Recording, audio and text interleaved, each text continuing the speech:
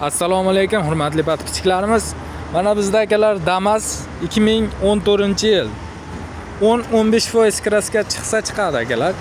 Yuzaki sepilgan, qirilgan joylariga suvaga butun orqa oldi pechat akalar. Bemalol tekshirtirib olaverasizlar. Motor, korobka, hadovoylar tiniq holatda, zatimoslari ham tiniq akalar. Balonlari yangi turibdi. Bu Damas'imizda akalar $3100 bo'lsa berib yuboramiz akalar. Barakasiga o'tib beramiz. 2009-yil Matiz'imiz akalar. Motor, korobka, hadovoylar tiniq holatda, 5-10% kraskasi bor, yuzaki. Balonlar yangi holatda, temir gaz balonlarda. Bu mashinamizda akalar $2100 bo'lsa berib yuboramiz. Barakasiga o'tib beramiz akalar buni ham.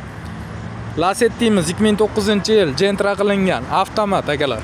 Balonlar yangi holatda, temir gaz balonlari bor. 100% kraskada turibdi akalar. Bu mashinamizda akalar motoriga keladigan bo'lsa, bitta kalsavat qilib olasizlar ekan.